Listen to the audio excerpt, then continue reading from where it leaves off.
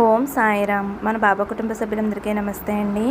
బాబాగారి ఆశీస్సులతో మీరు ఎప్పుడు సంతోషంగా ఆనందంగా ఉండాలని మనస్ఫూర్తిగా బాబాగారిని కోరుకుంటున్నాను.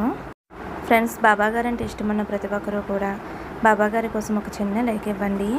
అలాగే మీరు ఇప్పటి వరకు ఎక్కడెక్కడో జ్యోతిష్యం చెప్పించుకుని ఎటువంటి ఫలితం లేక ఇబ్బంది పడి ఉంటే కనుక ఒక్కసారి గురువు గారిని కాంటాక్ట్ అవ్వండి. శ్రీ షిరిడి సాయిబాబా ఆశీస్సులతోటి గురూజీ సుబ్రహ్మణ్యం రాజు గారు జ్యోతిష్యం చెప్తారండి. మీ సమస్య ఏదైనా కావచ్చు.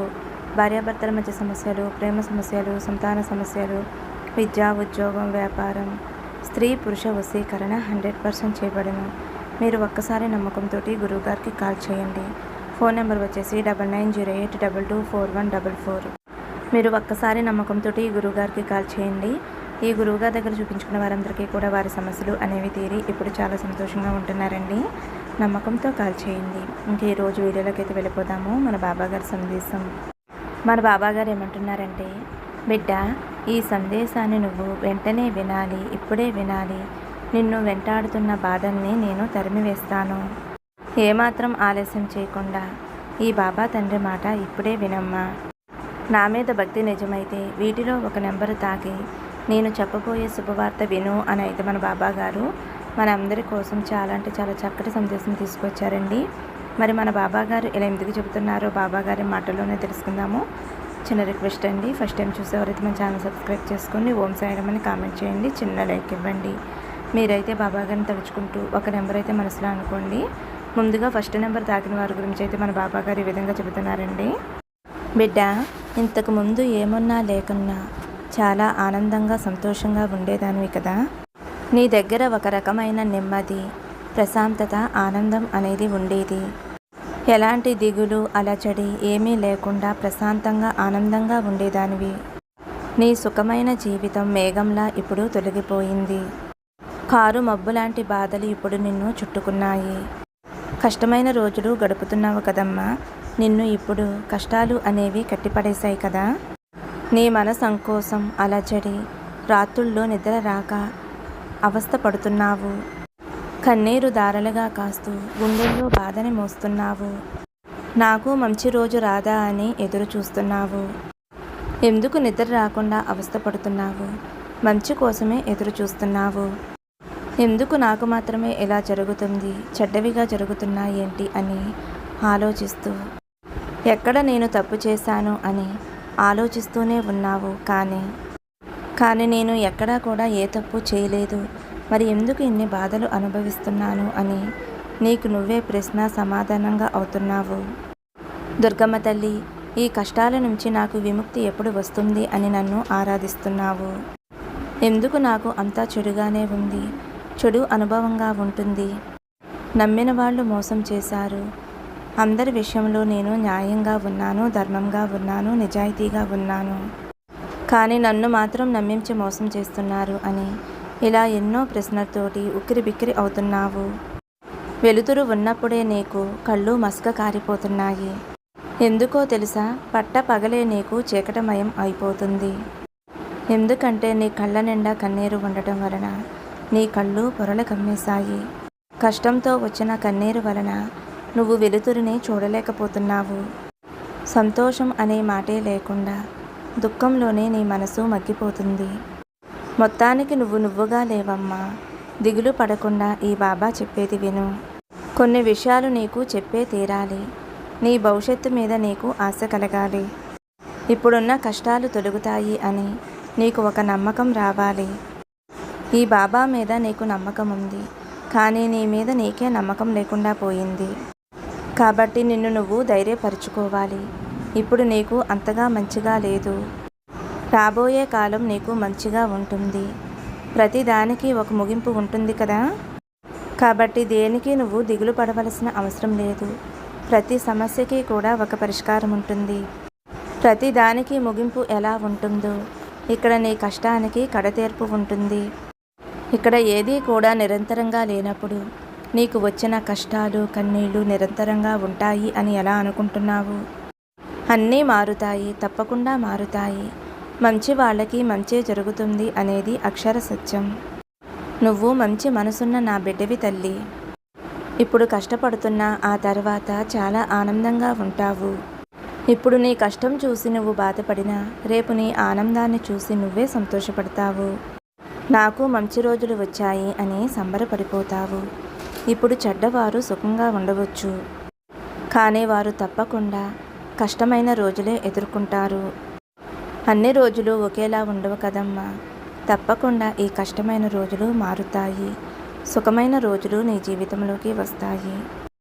మంచివారు, న్యాయబద్ధంగా ఉండేవారు అదృష్టవంతులు అని చెప్పాలి. ఎందుకంటే వారికి దైవానుగ్రహం పరిపూర్ణంగా ఉంటుంది. నువ్వు నిజాయితీ గల బిడ్డవి, అందుకే ఈ బాబా అనుగ్రహం నీకు కలిగింది. అతి త్వరలో నీ బాధల నుంచి నిన్ను విడుదల చేస్తాను. ఏది చేసినా ధైర్యంగా చెయ్యి. నీకు కావలసింది నీకు తెలుసు కదా. కాబట్టి ఎలాంటి భయం పెట్టుకోకుండా నీ పనుల్ని నువ్వు నిర్విఘ్నం చెయ్యి. నీకు పక్కబలంగా ఈ తండ్రిని ఉంటాను. ఏది చేసినా ధైర్యంగా చెయ్యి. నీకు కావాల్సింది నేను ఇస్తానమ్మా. నన్ను వెతుక్కుంటూ నువ్వు ఎక్కడికి వెళ్ళవలసిన అవసరం లేదు. నీలో నన్ను నువ్వు చూడగలుగుతావు. బాబా అని పిలిస్తే చాలు, నా రూపం నీకు కనిపిస్తుంది.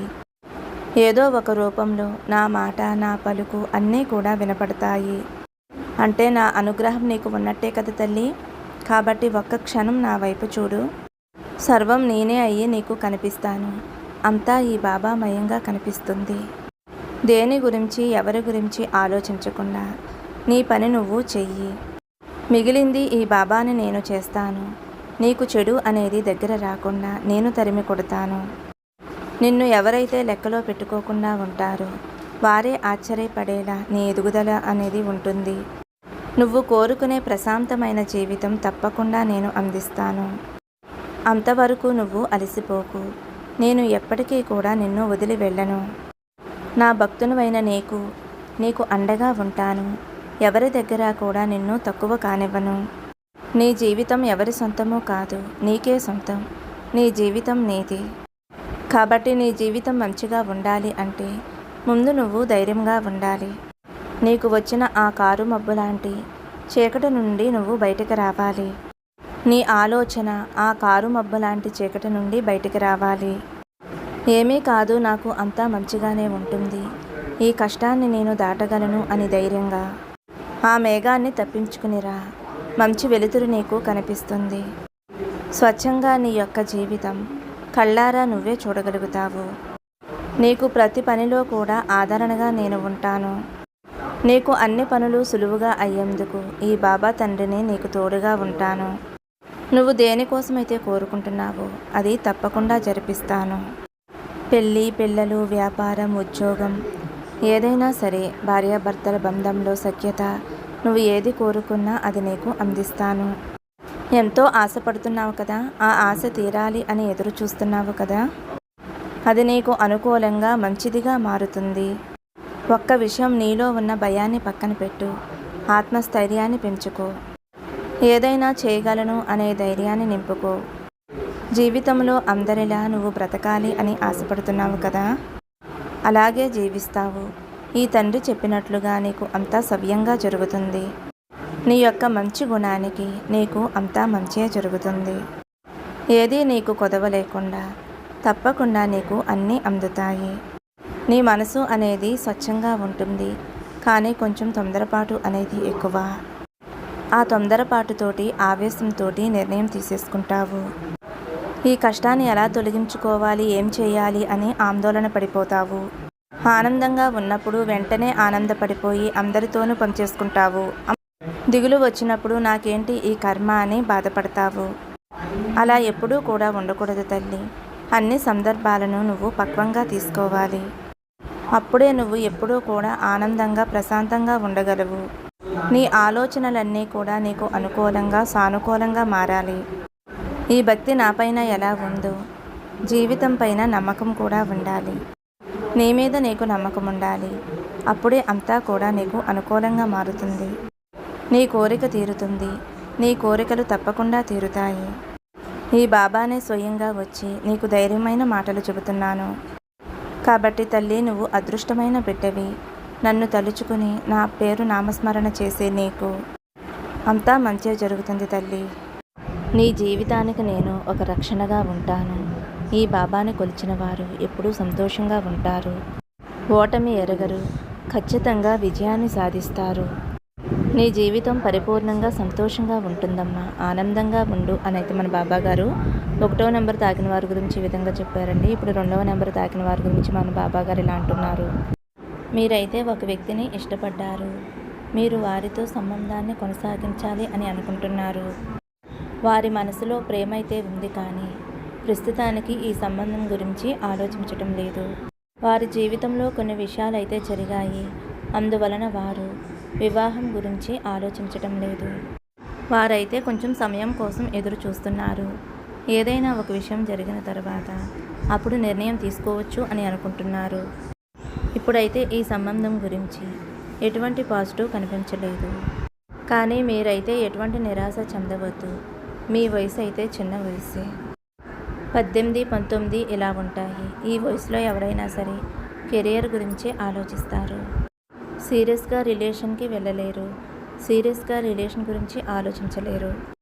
ఎందుకంటే బ్రేకప్లు, రిలేషన్లు ఇలాంటివి జరుగుతూ ఉంటాయి అని, అంతకంటే ముందు వారి జీవితంలో మరొకరు ఉన్నారు అని, వారితోటి గాఢమైన సంబంధం ఉంది అని, ఆ వ్యక్తితోటి హృదయపూర్వకంగా కలిసి ఉన్నారు. కానీ ఆ వ్యక్తి అయితే మోసం చేసి వెళ్ళిపోయారు.